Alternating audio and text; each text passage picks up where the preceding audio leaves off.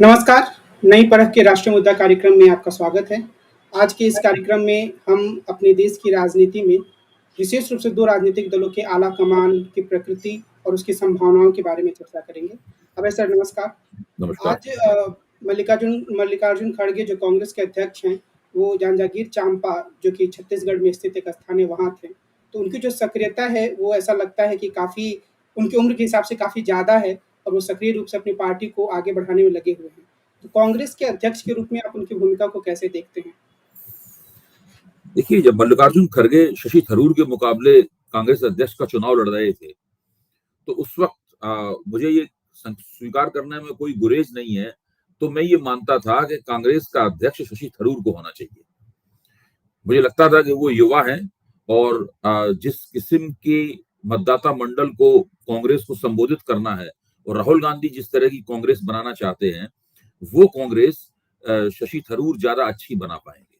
वो अधिक सक्रिय होंगे और उनके प्रत्येक युवाओं में एक आकर्षण भी है। और यहाँ तक कि दिल्ली जैसी जगहों में अंग्रेजी बोलने वाले जो बुद्धिजीवी हैं, उन बुद्धिजीवियों के बीच में भी उनकी धाक है। तो हरिजनों से लेकर और निचले तक और सामान्य नौजवानों और प्रौढ़ आयु के लोगों तक शशि थरूर मेरे ख्याल से एक बेहतर कांग्रेस अध्यक्ष हो सकते थे। तो जब मल्लिकार्जुन खड़गे को सोनिया गांधी ने और गांधी परिवार ने मल्लिकार्जुन खड़गे की पीठ पे हाथ रखा और वो कांग्रेस के अध्यक्ष बन गई, तो मुझे थोड़ी निराशा हुई थी। लेकिन जब मल्लिकार्जुन खड़गे ने सक्रिय रूप से कांग्रेस के संगठन का कील कांटा दुरुस्त करना शुरू किया, वो जितने भी असंतुष्ट लोग थे, संगठन संबंधी जो झगड़े इतने बड़ी पार्टी में होते ही रहते हैं, जब उन्होंने वो सब निपटाने शुरू किए और जिस कुशलता के साथ उन्होंने कर्नाटक के चुनाव में कांग्रेस की आपसी सुर फुटबॉल में एकता कायम की, उससे मुझे लगा कि शायद मैं गलत था और मल्लिकार्जुन खड़गे कांग्रेस के लिए एक बेहतर अध्यक्ष साबित होने जा रहे हैं। हम सब लोग जानते थे कि डीके शिव कुमार और सिद्धरमैया के बीच में बिल्कुल नहीं बनती है। दोनों एक दूसरे को फूटी आंख देखना नहीं सुहाते हैं। हालांकि भारतीय जनता पार्टी के खिलाफ कर्नाटक में काफी एंटी इनकम्बेंसी थी, लेकिन अगर इन दोनों में झगड़ा बना रहता तो निश्चित रूप से भाजपा इस एंटी इनकम्बेंसी के बावजूद आगे निकल जाती और बाद में ऐसा चुनाव के नतीजों में हुआ भी। भाजपा के वोट कम नहीं हुए अगर ये झगड़ा नहीं मिटा, लेकिन मल्लिकार्जुन खड़गे ने सकारात्मक हस्तक्षेप करते हुए चुनाव के पहले ही इन दोनों पक्षों के बीच में, दोनों गुटों के बीच में एकता करा दी। और न केवल पूरे चुनाव में कांग्रेस ने एकताबद्ध रूप में जनता के सामने अपने आप को पेश किया, बल्कि जब कांग्रेस चुनाव जीत गई, पूर्ण बहुमत उसने प्राप्त कर लिया, उसके बाद मुख्यमंत्री पद के लिए जो विवाद हुआ, उस विवाद को निपटाने का श्रेय भी मल्लिकार्जुन खड़गे को जाता है। और तो और मल्लिकार्जुन खड़गे ने उसके बाद में छत्तीसगढ़ और राजस्थान में कांग्रेस की जो परस्पर गुटबाजी थी, उस गुटबाजी के ऊपर उन्होंने रोक लगाई। उसको दोनों जगह अलग अलग किस्म के हल निकाले। उन्होंने छत्तीसगढ़ में जो जूदेव थे, उनको भूपेश बघेल सरकार में उप मुख्यमंत्री बनवाया ताकि वो चुनाव एकताबद्ध होकर टीएस सिंहदेव, उनका नाम टीएस सिंहदेव। हाँ, टीएस सिंहदेव उनको बनाया। और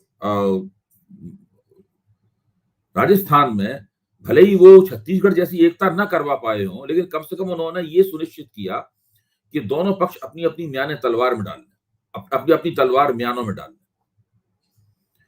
तो इस तरीके से अब आज भी स्थिति ये है कि वो 80 साल से ज्यादा उम्र के हैं, लेकिन संसद में बाकायदा अच्छी खासी बढ़िया हिंदुस्तानी में अपना भाषण देते हैं। पत्रकारों से अगर अंग्रेजी में बात करनी हो तो धारा प्रवाह अंग्रेजी में अपनी बात कहते हैं। और कन्नड़ तो उनकी मातृभाषा है ही। मैंने सुना है कि वो कोंकणी और मराठी भी बोल लेते हैं। तो वो एक तरह से देखा जाए तो वो आज के जमाने में, जबकि ज्यादातर लोग एक भाषी हैं, मल्लिकार्जुन खड़गे एक बहुभाषी नेता हैं। और ऐसे बहुभाषी नेता की तो और उनको राजनीतिक तजुर्बा बहुत जबरदस्त है। आपको ध्यान होगा कि वो चूंकि दलित समाज से आते हैं, इसलिए उनकी बहुत सी बातों का जवाब देने में भारतीय जनता पार्टी को बड़ा संकोच होता है। कर्नाटक चुनाव के दौरान उन्होंने प्रधानमंत्री को दो मुहा सांप कहा। तो अगर और कोई नेता उन्हें दो मुहा सांप कहता प्रधानमंत्री को, तो उसके ऊपर बहुत जबरदस्त हमला होता।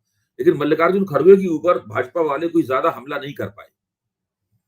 तो मुझे लगता है कि मल्लिकार्जुन खड़गे कांग्रेस के लिए एक वरदान साबित हुए और उनकी उम्र, उनका अनुभव, विभिन्न भाषाओं पे उनकी पकड़ और कांग्रेस की जो परंपरा और राजनीति है उसमें रचे पगे होने के कारण वो बिल्कुल जो जो जो ऐसा अध्यक्ष कांग्रेस को चाहिए था वो वैसे अध्यक्ष के रूप में अपनी गतिविधि कर रहे हैं और मुझे लगता है कि उनके अध्यक्ष बनने के बाद में कांग्रेस को बहुत लाभ हुआ है। और क्या हम ये कह सकते हैं कि राहुल गांधी और खड़गे एक दूसरे के अनुपूरक की भूमिका निभा रहे हैं? खासतौर पर राहुल गांधी जनता से संपर्क का काम कर रहे हैं और खड़गे संगठन के कार्यों को बेहतर तरीके से देख रहे हैं। ये कांग्रेस के देखिए लिए एक नई चीज़ है। राहुल गांधी जब ये कहते हैं कि मुझे पता है कि मुझे क्या करना है। राहुल गांधी अक्सर अपने वक्तव्यों में ये कहते हैं कि मैं क्लियर हूं कि मुझे क्या करना है। तो राहुल गांधी मुझे लगता ये है कि वो कांग्रेस के लिए एक कैटलिस्ट की, एक उत्प्रेरक की भूमिका में आना चाहते हैं। उन्होंने एक जमाने में कहा था जब मनमोहन सिंह प्रधानमंत्री थे कि मैं जब चाहता तो प्रधानमंत्री बन जाता। तो उस वक्त उनकी वो राजनीतिक हेकड़ी मानी गई थी और किसी को भी अच्छा नहीं लगा था राहुल गांधी द्वारा इस तरह का वक्तव्य देना, खासतौर से तब जब उनकी पार्टी का एक प्रधानमंत्री सत्ता में प्रधानमंत्री पद पे बैठा हो, एक वरिष्ठ व्यक्ति। लेकिन अब राहुल गांधी इस तरह की बातें नहीं कहते। वो एक कैटलिस्ट की भूमिका का निर्वाह करना चाहते हैं। वो प्रधानमंत्री बनने की भी उनकी कोई दावेदारी नहीं है, पार्टी का अध्यक्ष बनने की भी उनकी दावेदारी नहीं है। और ध्यान कीजिए, जब उन्होंने पार्टी का अध्यक्ष पद छोड़ा था 2019 की पराजय के बाद में, तो उन्होंने अपने लिखे हुए लेटर में ये साफ तौर पे कहा था कि अब पार्टी का कोई भी अध्यक्ष ऐसा नहीं बनना चाहिए जो गांधी परिवार से हो। वो अपनी जिद पर अंत तक अड़े रहे। उससे कांग्रेस का बहुत नुकसान हुआ, लेकिन अंततः जो कांग्रेस को अध्यक्ष मिला, वो गांधी परिवार से बाहर का ही था और उसका देर जरूर हुई, लेकिन उसका कांग्रेस को अब लाभ हो रहा है। और राहुल गांधी और खड़गे की जोड़ी जो है, वो जोड़ी बहुत बेहतरीन तरीके से मुझे लगता है कांग्रेस के लक्ष्य को आगे बढ़ा रही है। वो कितने सफल होंगे, क्या सफल होंगे, वो भारतीय जनता पार्टी की ताकत से टकरा पाएंगे कि नहीं टकरा पाएंगे, वो पलट पाएंगे कि नहीं पलट पाएंगे, विपक्ष की एकता कितनी कायम रहेगी, क्या नहीं कायम रहेगी, ये सब तो भविष्य की बात है। लेकिन अभी जो हमें आज की स्थिति में दिखाई पड़ रहा है, मुझे लगता है कि ये जोड़ी कांग्रेस के लिए बहुत लाभकारी होने वाली है। एक शब्द का बार-बार इस्तेमाल किया जाता है, कांग्रेस आला कमान। तो जी। कांग्रेस आला कमान शब्द से क्या हमें खड़गे के बारे में सोचना चाहिए या राहुल गांधी के बारे में सोचना चाहिए या कांग्रेस कार्य समिति के बारे में? मैं समझता हूँ कांग्रेस आला कमान 4 सदस्यीय है। कांग्रेस कार्य समिति तो बहुत बड़ी है, उसमें तो बहुत लोग। 4 सदस्यीय कांग्रेस, सोनिया गांधी, अभी भी सोनिया गांधी आला कमान में केंद्रीय भूमिका का निर्वाह करती हैं, भले ही उनके वक्तव्य ना आते हो। अभी आपने देखा होगा कि जब बंगलौर में विपक्षी एकता का सवाल हुआ तो सोनिया गांधी आगे खड़ी थी, बाकी सब लोग कतार बांध के उनके पीछे खड़े थे। और सोनिया गांधी के पीछे जो व्यक्ति खड़ा था वो मल्लिकार्जुन खड़गे थे। राहुल गांधी तो उनके भी पीछे खड़े थे। सोनिया गांधी, राहुल गांधी, प्रियंका गांधी और मल्लिकार्जुन खड़गे, ये 4 लोग मिलकर कांग्रेस का आला कमान बनाते हैं। और मेरे ख्याल से इन 4 लोगों की जो ड्यूटियां हैं वो भी आपस में बटी हुई हैं। तो और वो कोई ऐसा घोषित मामला नहीं है कि ये इसके जिम्मे है, ये उसके जिम्मे है, लेकिन कुल मिलाकर मुझे लगता है कि अब कांग्रेस का सांगठनिक काम पहले के मुकाबले काफी कुछ बेहतर तरीके से चल रहा है।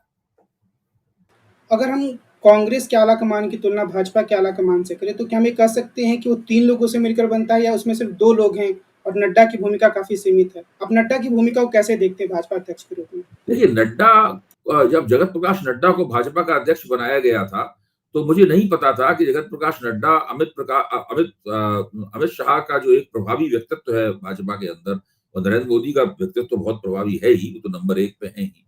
तो वो इन दोनों के साये में कैसे काम करेंगे? मुझे याद पड़ता है जब 2022 का उत्तर प्रदेश का चुनावी मुहिम चल रही थी, तो नड्डा जी को एक पूरा उत्तर प्रदेश का हिस्सा दिया गया था कि वे उस हिस्से में चुनावी मुहिम का नेतृत्व करेंगे, और उन्होंने बहुत ही खूबी और परिश्रम के साथ उस इलाके में चुनावी मुहिम का नेतृत्व किया। उसके बाद भाजपा चुनाव जीत गई, और जब चुनाव जीत के उत्सव शुरू हुए, तो उस उत्सव में जिसमें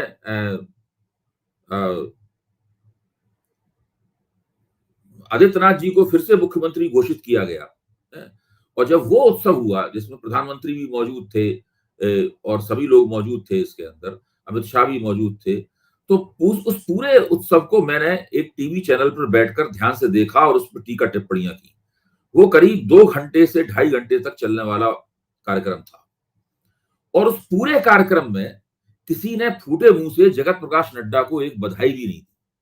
प्रधानमंत्री ने भी अपने वक्त, वो सब रिकॉर्ड पे है, प्रधानमंत्री ने भी अपने वक्तव्य में उनका नाम नहीं लिया, अमित शाह ने भी अपने वक्तव्य में उनका नाम नहीं लिया, जो निवर्तमान मुख्यमंत्री और वही होने वाले मुख्यमंत्री थे आदित्यनाथ जी, उन्होंने भी उनके वक्तव्य का उनका नाम नहीं लिया, किसी ने उनको बधाई तक नहीं दी, उन्हें याद तक नहीं किया गया। एक बार पीछे स्क्रीन पर एक तस्वीर जरूर आई उनकी, लेकिन उस पूरे कार्यक्रम में जगत प्रकाश नड्डा होते हुए भी अनुपस्थित थे। तो ये इससे इससे लगता है कि उनकी हैसियत उतनी मजबूत और स्वायत्त नहीं है जितनी मल्लिकार्जुन खड़गे की कांग्रेस में है। अगर हम इसी प्रश्न को मैं आगे बढ़ाऊं, तो अगर एक डेमोक्रेटिक एलिमेंट या लोकतांत्रिक तत्व आला कमान में कहें, तो क्या वो कांग्रेस में ज्यादा दिखता है या भाजपा में? किसको हम ज्यादा आगे रख सकते हैं? देखिए, मैं ये कहूंगा कि जो आला कमान वाली पद्धति है पार्टी चलाने वाली, वो तो बुनियादी तौर पर डेमोक्रेटिक है ही नहीं। मतलब उसको ये मानना कि अगर कोई किसी पार्टी में कोई आला कमान है, यानी आला कमान का मतलब ये होता है कुछ ऐसे नेता जो बहुत ही शीर्ष और शक्तिशाली हैं और उनको चुना भी नहीं जाता। देखिए, कम्युनिस्ट पार्टी में जो आला कमान होता है, यानी कि पोलित ब्यूरो, बाकायदा सेंट्रल कमेटी के अंदर से एक चुनी हुई संस्था होती है। पहले एक केंद्रीय समिति होती है और उस केंद्रीय समिति के अंदर से एक पोलित ब्यूरो चुना जाता है और वो एक जनरल सेक्रेटरी उस पोलित ब्यूरो का नेतृत्व करता है। तो वो बाकायदा कम्युनिस्ट पार्टी का संविधानगत एक ढांचा है। आला कमान या हाई कमान तो किसी पार्टी के संविधान में लिखा नहीं होता।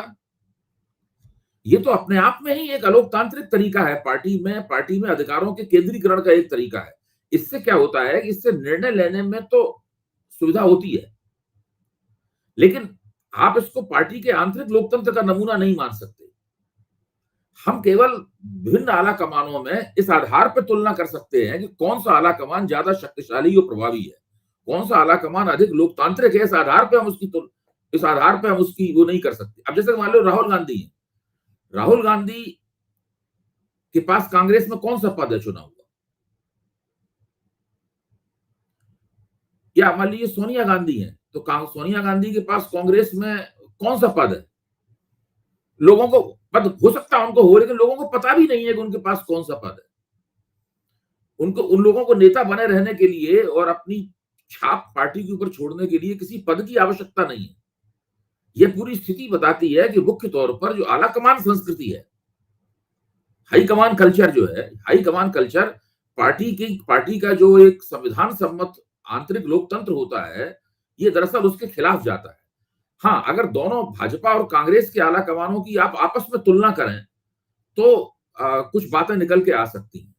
मैं अभी भी मानता हूं कि भारतीय जनता पार्टी का आला कमान कांग्रेस के आला कमान से अधिक शक्तिशाली और प्रभावी है। अगर उसकी बात का कोई नेता उल्लंघन करता है तो उसको ज्यादा कीमत चुकानी पड़ सकती है।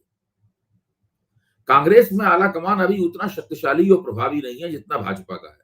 लेकिन पिछले दिनों एक और नई बात सामने आई है। पिछले दिनों भाजपा के आला कमान के जो फतवे थे या उनके जो आदेश होते थे या उनकी जो इच्छा थी, उस इच्छा का बड़े पैमाने पर उल्लंघन देखा गया है। जैसे हिमाचल प्रदेश के चुनाव में भाजपा का आला कमान तमाम कोशिशों के बावजूद पार्टी के अंदर पार्टी के विभिन्न गुटों में एकता नहीं कर पाया, जो मल्लिकार्जुन खड़गे ने करके दिखा दी। और सब लोग जानते हैं, भाजपा के समर्थक भी मानते हैं कि हिमाचल प्रदेश भाजपा की आपसी हारने में भाजपा की आपसी सिर्फ फुटबॉल का भी हाथ था, और भी कई कारण थे, लेकिन वो भी एक महत्वपूर्ण हाथ था। हालत ये थी कि जो बागी उम्मीदवार खड़े थे, खुद प्रधानमंत्री ने फोन कर करके उनसे कहा, तो कुछ बागी उम्मीदवारों ने प्रधानमंत्री तक की बात नहीं मानी। तो अब बताइए, इतना ताकतवर आला कमान है और उसकी बात कोई मान नहीं रहा है और पार्टी चुनाव हारे जा रही है। उसके बाद में कर्नाटक में येदियुरप्पा की हस्ती ने तो भाजपा आला कमान की बात इस चुनाव में क्या कभी भी किसी चुनाव में नहीं मानी। आज तक येदियुरप्पा को नकेल डालने में भाजपा का आला कमान न नरेंद्र मोदी से पहले का और न बाद में कभी कामयाबी नहीं हो पाया। तो ये एक समस्या है बहुत। जैसे कि भाजपा का आला कमान नहीं चाहता था कि शिवराज सिंह चौहान मध्य प्रदेश में मुख्यमंत्री पद के दोबारा उम्मीदवार बने, वो एक तरह से हटाने की कुछ टिकड़में भी की गई वहां पर, लेकिन शिवराज सिंह चौहान अपनी जगह जमे रहे और भाजपा का आला कमान उनको नहीं हटा पाया। अभी राजस्थान में जो भाजपा का जो गृह युद्ध है, उस गृह युद्ध में भाजपा अभी तक भाजपा का आला कमान वसुंधरा राजे से नहीं निपट पाया है, जबकि मल्लिकार्जुन खड़गे ने गहलोत में और पायलट के बीच में एक तरह से लड़ाई युद्ध विराम करा दिया। अगर एकता नहीं है तो कम से कम युद्ध विराम तो करा ही दिया। तो हालांकि मैं अभी भी कह रहा हूं कि भाजपा का आला कमान अधिक शक्तिशाली प्रतीत होता है, लेकिन ये उतना शक्तिशाली नहीं है जितना उसका प्रचार किया जाता है। तो ये कई मैंने उदाहरण दिए जहां पर वो भाजपा की आपसी गुटबाजी और कलह दूर करने में नाकाम हो रहा और इसलिए भाजपा को उससे नुकसान भी उठाना पड़ा। राजनीति विज्ञान में एक रॉबर्ट मिचेल्स की एक अवधारणा आती है, आयरन लॉ ऑफ ओलिगार्की, यानी कि गुटतंत्र का लौह नियम, जिसमें वो कहते हैं कि हर संगठन में आखिरकार कुछ लोग ही होते हैं जो निर्णय लेते हैं। तो शायद हम आला कमान परिघटना को दूसरी का नतीजा मान सकते हैं, और क्या हम बस ये उम्मीद कर सकते हैं कि वो थोड़ा लोकतांत्रिक हो? इससे मेरा कहना ये ठीक है कि कोई भी लोकतंत्र जो है वो अपने केंद्र के बिना सफल नहीं होता, अराजकता में बदल जाता है। इसीलिए एक कम्युनिस्टों ने एक लोकतांत्रिक केंद्रवाद का सिद्धांत, डेमोक्रेटिक सेंट्रलिज्म का सिद्धांत चलाया था, जिसमें अंततः होता ये था कि वो सेंट्रलिज्म ज्यादा हो जाता था, डेमोक्रेसी उसमें रहती नहीं थी। अच्छा, जो कम्युनिस्ट पार्टियां नहीं हैं, जो गैर कम्युनिस्ट दल हैं, वो भी अघोषित रूप से डेमोक्रेटिक सेंट्रलिज्म के नियम पर ही चलते हैं। मैं समझना ये चाहता हूं कि आखिरकार क्यों वो अपने उसको एक संविधान सम्मत चुना हुआ रूप क्यों नहीं दे पाते। अब जैसे कि भारतीय जनता पार्टी है, भारतीय जनता पार्टी में कभी भी अध्यक्ष का चुनाव नहीं होता है। वो आमतौर पर अध्यक्ष का नाम अचानक प्रकट होता है और मोटे तौर पर सर्वसम्मति से सब जगह से नॉमिनेशन आ जाता है एक ही व्यक्ति के लिए। सभी जितने भी प्रादेशिक इकाइयां हैं और वो सारी इकाइयां एक ही व्यक्ति के लिए नॉमिनेशन दे देती हैं और वो व्यक्ति सर्वसम्मत से पार्टी का अध्यक्ष बन जाता है। जब अमित शाह पार्टी के अध्यक्ष बने थे तब भी ऐसा ही हुआ था, जगत प्रकाश नड्डा पार्टी के अध्यक्ष बने तब भी ऐसा हुआ था और अतीत में भी ऐसा ही होता रहा है। जब अटल बिहारी पार्टी के अध्यक्ष थे, हटे 80 के दशक में, अडवाणी बने तब भी ऐसा ही हुआ था। तो भाजपा ने अभी तक लोकतांत्रिक तरीके से अध्यक्ष चुनने का एक भी नमूना नहीं पेश कर पाया है। किसी की हिम्मत ही नहीं होती उस व्यक्ति के खिलाफ कोई व्यक्ति खड़ा होने की, जबकि इस तरह की हिम्मत आमतौर पर एक आध बार कुछ बार कांग्रेस में जरूर हुई है, लेकिन भाजपा में नहीं होती है कभी भी। कांग्रेस में भी जब हिम्मत होती है तो वो बिल्कुल तिनके की तरह वो उम्मीदवार हवा में उड़ जाता है। तो इस तरह का माहौल है पार्टी के अंदर कि जो खड़ा होता है उसको माना जाता है कि तो रंग में भंग कर रहा है, तो सब लोग उसको सबक सिखाने में जुट जाते हैं। तो इस तरह की जो परिस्थितियां हैं, ठीक है, मैं मानता हूं कि पार्टी में एक सुपरिभाषित केंद्र होना चाहिए जिसका फैसला वो सरपंच की तरह काम करे, जिसका फैसला सब लोग माने। आखिरकार जहां कहीं झगड़ा हो तो उसके पास दोनों तीनों पक्ष जाएं और वो जो तय कर दे उसको मान के बाद चले आए। तो बिना इसके संगठन चलेगा नहीं, बिखर जाएगा और संगठन की प्रगति रुक जाएगी। लेकिन क्यों ना उस जो एक केंद्र है, उस केंद्र को एक संविधान सम्मत रूप क्यों ना दिया जाए और उस संविधान सम्मत रूप से आचरण करे और थोड़े समय बाद उसको बदला भी जाए, उसके अंदर नए लोग आए। ऐसा ना हो कि हमेशा 1, 2, 3 लोग ही उसमें हावी बने रहे, 10 साल, 20 साल, 30 साल तक वही बने रहे। वैसे नरेंद्र मोदी के नेतृत्व में पहले अटल अडवाणी ही वही आला कमान होता था, बाकी सारे लोग। हालांकि इन दोनों का रुतबा इतना था पार्टी में कि एक बार प्रबोध महाजन ने कहा था कि अडवाणी जी और अटल जी का फोन जब आता था तो हम लोग कुर्सी से खड़े होकर फोन पे बात करते थे उनसे, लेकिन वो सामने नहीं होते थे तब भी वो लोग खड़े हो जाते थे, इतना रुतबा था उन लोगों का। इसको आप सम्मान भी कह सकते हैं और आला कमानवाद भी कह सकते हैं इसको। इसी तरीके से आप देखिए उसके बाद अमित शाह और नरेंद्र मोदी जमे हुए हैं और वो पार्टी अध्यक्ष है, उसको उन्होंने बिल्कुल ढक्कन बना रखा है। तो ये जो स्थिति है ये नहीं होनी चाहिए और शीर्ष नेतृत्व में नए नए चेहरों, नई नई शक्तियों का आगमन करने के लिए दरवाजे खोलने का एक तरीका बनाना चाहिए, ताकि ये लगे कि नए नेतृत्व का भी स्वागत है, वो भी निर्णय लेने की इस प्रक्रिया में, शीर्ष निर्णय लेने की इस प्रक्रिया में भागीदारी कर सकता है। तो ये जो आला कमान की संस्कृति है उसके लोकतंत्रीकरण की आवश्यकता पर अभय कुमार दुबे जी ने भी इस पर जोर दिया। और निश्चित रूप से ये देश को लोकतंत्र के रास्ते पर और ज़्यादा आगे ले आ सकता है। आज की इस बातचीत को हम यहीं विराम देते हैं और हम कल के अंक में मिलेंगे और देश की राजनीति के अन्य मुद्दे पर आपसे चर्चा करेंगे। अभय सर, आपको बहुत-बहुत धन्यवाद। नमस्कार।